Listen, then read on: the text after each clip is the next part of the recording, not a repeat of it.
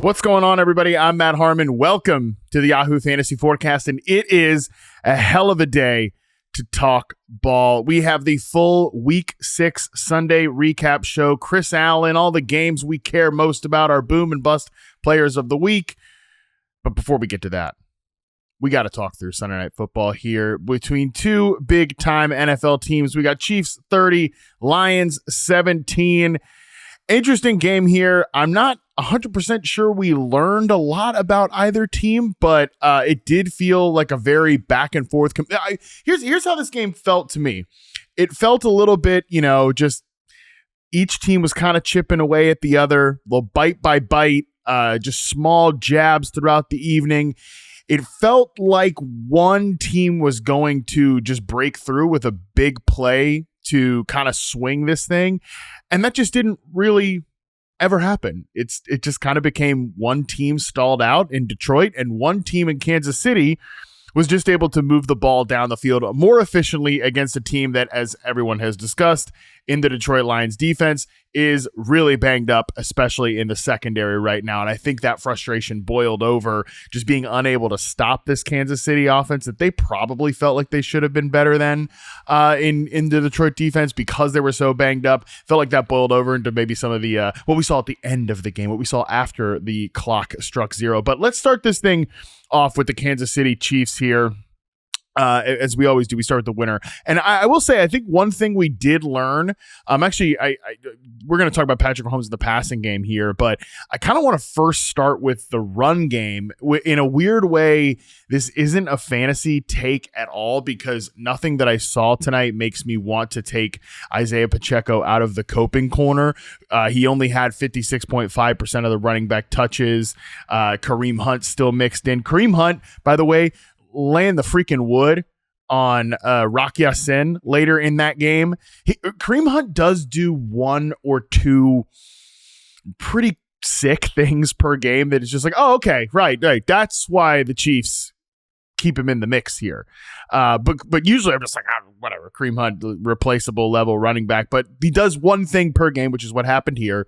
That late hit was like, damn, all right, that was a tone setter. But I do think the run game actually had some nice moments here where it has not really done that throughout the course of the season for the Kansas City Chiefs. I mean, I think at times this run game has been a real problem for Kansas City. It's been part of what stalled them out, but I don't have the full numbers in front of me right now, but it sure felt like this team was getting under center a lot in this game. You definitely noticed it at times during the contest. They're getting under center. They're running more of like a traditional downhill at you run game.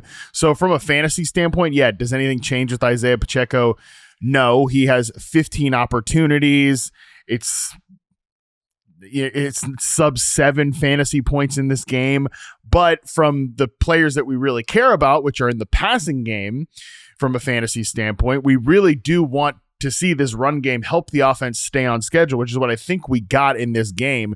Yards before contact for Isaiah Pacheco, 1.42, which was significantly better than a lot of the stuff we saw earlier in the season. They have a badass offensive line. It's really talented. It's really athletic, especially on the interior. They had a backup playing at left tackle. They had Moore playing at left tackle. Josh Simmons missed the game with a personal issue. So, but in the interior, that's where they're strong. That's where they're at their best. Lean into that. Get under center. Run downhill. You saw that in this game. I think that really helped. 51 yards from scrimmage, no touchdowns. Again, for Isaiah Pacheco from a fantasy standpoint, it's nothing crazy, but it's just helping the passing offense stay on schedule because, man, this passing offense, once again, looked really, really good for Kansas City. 257 yards for Patrick Mahomes, 3 touchdowns through the air, another on the ground. He continues to be a real weapon as a rusher. Patrick Mahomes in the last 4 games, as we're shown on the screen right now, 98 completions, 145 attempts, 11 total touchdowns, 1 interception. And, as Jordan Schultz notes, Rashee Rice comes back next week. So let's put a pin in the Rashee Rice point here for just a second. Talk about the guys who are still currently playing. Isaiah Pacheco, obviously, it leads the way in the backfield. Xavier Worthy leads the team in routes on the game, 29 routes for him. Wasn't some crazy receiving game overall, but he did score the touchdown. He's moving around to different alignments. At some point, it's going to be Worthy and Rice here starting next week. I really am very fascinated to see how these two guys work together, because Worthy has, once he's been back in the mix here, I don't know if he's fully healthy, but healthy enough to be playing in the games. He's been a downfield guy. He's not been used in some of the more Mickey Mouse ways that we saw towards the end of his rookie season just to get the ball in his hands. They're using him on the quick outs, which are great, but for the most part, he's been more of a downfield receiver. He's been a real guy that they've used both in the slot and on the outside, but 12.5 air yards per target in this game. I expect him to be around that number once Rashee Rice is fully integrated into this offense, which again, he's coming back next week. Travis Kelce, I'm interested to see what his role looks like when Rice is here, because this was a classic Kelce game. This version of Travis Kelce, of course, the late stage Travis Kelce in his career. It's a lot of zone coverage over the middle. The broadcast highlighted this, where both of these teams were using base defense, so you're getting zone coverage with these linebackers. And Travis Kelce, at this point in his career, is he going to route these guys up and make these ridiculous moves at the break point in man coverage? No, but when it's zone, he knows the right areas to sit, and Mahomes was just finding him over and over and over again because these guys have that mind meld. 78 yards, season high for Travis Kelce here. Again, very fascinating to see how those two guys, Kelce and Rashee Rice, work together, because technically they're operating in like the same areas of the field. Can Travis Kelce remain a 26% targets per route run player when Rashee Rice is back? You know, like I have Travis Kelce on one fantasy team, and I'm not like actively looking to replace him. By the way, like, what options am I looking for? Oh yeah, Mason Taylor off the waiver wire. That went really well today. But he's not somebody that's like really moving the needle for you. But again, just a solid tight end one. How does that work when Rashee Rice gets back? These are the questions I think are really important coming out of this game for Kansas City, because I think that we didn't see some sort of explosive, monstrous offense in this one, but we saw sort of, I wouldn't say a death by 1,000 paper cuts type offense, but just, again, those little jabs again and again. The run game keeps you on schedule. Patrick Mahomes just moving the football down the field with smart decisions, smart throws. Like, Mahomes is playing really well right now. Once they got Worthy back in here, and they can rotate Marquise Brown in and out, they can rotate Tyquan Thornton, who doesn't record a target in this game. He's gonna, I think, have a couple of moments here and there, but he's just a role player. Juju Smith-Schuster, just 3 targets, actually made some plays, 16.3 yards after catch per reception for Juju Smith-Schuster. Again, when those targets are, Rashee Rice is going to, I think, even look more explosive, look better.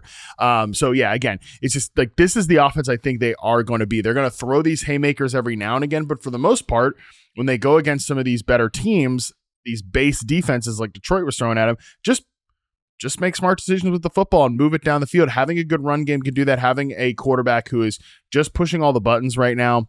Mahomes, I'm not going to say it's the best he's ever played, but I think it's certainly at one point, Chris Collinsworth made a comment that the team feels that when Rashee Rice is back there, they think they're going to be even better than the team that they were last year, which I know sounds crazy because this team came in here 2-3. And obviously the team that Kansas City in 2024 was in the Super Bowl. But that did feel like a team that was getting away with a little bit of dark magic. I think that if Rice is back and he's the player that he was, even 90% of the player he was to start last year, when, as I've noted previously, he had a 99th percentile success rate versus zone coverage and reception perception for those 3.1 games last year. If he's even like a discounted version of that, yeah, I think they've got enough to be a way better team than they were last year after he left, and they were still trying to figure it out with Worthy. So I'm very interested to see what this team can become. And remember, with all this discussion that I have been having over the last couple of weeks about the archetype of wide receiver that really makes modern NFL offenses go, where we're working over the intermediate level of the field, over the middle, that's what Rashee Rice can be. He can be, if he continues to develop, an Amon-Ra St. Brown type of player. He's not there yet. We haven't seen evidence of him being that type of player yet, but very good wide receiver in his role. Hopefully he's fully healthy, fully recovered from the knee injury that ended his season last year. He's had 6 extra games now. Very excited to see what he looks like when he gets dropped into this offense. That was one of the things I just kept thinking as we watched this game tonight. On the Lions side of things, again, I'm not totally sure that we learned a ton about the Lions in this game. In the backfield, this is one of Jahmyr Gibbs' worst fantasy games we've seen in a minute. No receiving production, just 1 reception, 0 yards, 17 carries for 65 yards. I do think that's interesting that 17 carries for Jahmyr Gibbs to 4 for David Montgomery. David Montgomery has become almost like, I don't know, like the Jameson Williams of running backs, where he either gives you these monster performances or he gives you nothing. Again, I have one fantasy team with David Montgomery, and that's sort of been the headache that you kind of have if you have Montgomery right now. What we're throwing on the screen right now, David Montgomery only got 4 carries tonight. It's the second time in his last 3 games that he's received single-digit carries. I certainly thought a Chiefs defense that was looking a little bit worse for wear in terms of some of the rushing numbers, that the Lions might just try to bash this thing against Kansas City over and over again. That was not really the way they went about this. Yeah, they did try to run it with Gibbs. I thought Montgomery might be more involved as more of that banger back. I know he doesn't like to be called a power back. I'm not calling him a power back. I'm saying, an explosive runner that you can give those grinder carries to, and eventually he rips a long one. We just never really saw that in this game. I thought that took me by surprise a little bit, because they were also kind of doing what I said with Kansas City in the passing game, where they were trying to just jab, and eventually hit a big one over the top. They just never got to the point where they hit that big one over the top. St. Brown in this game, 9 catches for 45 yards, just 5 yards per reception. They really tried to get him on some of these underneath passes. And credit to the Chiefs, the linebackers played extremely well, rallied, tackled, never let an explosive yards after catch play go here. That was a big credit to them. I do want to give a shout out to Sam Laporta, who had one of the most insane touchdown receptions you're going to find from him. In all of the talk about, Jameson Williams, who I'm going to get to in a second, like his kind of up and down season this year, I certainly didn't see this coming, that Sam Laporta was going to be the guy that was unlocked in this offense, because I think in the worry about Jameson Williams' production, we've kind of overlooked the fact that Sam Laporta, I think, has taken his game to another level, not just as a receiver where he has been good. This was another good outing for him, 5 for 55 and that insane touchdown. But I think you've seen way more than usual some standout moments from him as a blocker. So he was a guy that I didn't really draft a lot of this year, and he's been, I would say, okay in fantasy. He had 3 straight games of under 40 yards from week 2 to week 4, but the last 2 games he's been very good. 6 targets for 92 and a touchdown in week 5, 6 targets for 55 yards and a touchdown in this game. And I think that's just because they trust him more. He's on the field a ton. They trust him more in the blocking game. So Sam Laporta, definitely, I think, a sneaky winner for this Detroit Lions team in the first part of the year. Jameson Williams, though, I think you got to feel pretty good about him in this game. They definitely tried to expand his route tree. I know a lot of people benched him. Of course they did. That's how this happens. Some players, you just are riding the wave, right? He has 20 air yards per target in the first 5 weeks of the season. Last week, he had 1 target, 1 rush attempt against the damn Bengals of all teams. So you're going against Kansas City. You're thinking you're going to throw him on the bench. Well, they definitely came out and showed a more intentional usage plan for him. Just shy of 4.9 air yards per target.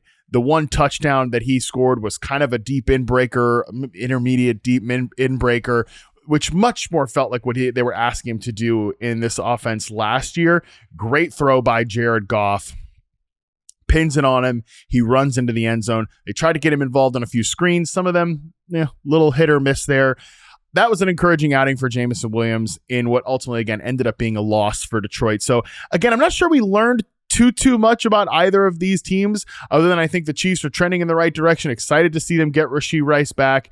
And the Lions got to get healthier on defense. Otherwise, they're going to have these games where it just felt like they didn't get the ball for long stretches of the game because Kansas City was just kind of hanging out and working the offense down the field.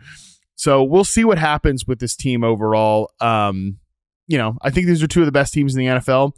You go against each other. Somebody's got to win. Somebody's got to lose. That's sort of what we got in this one here.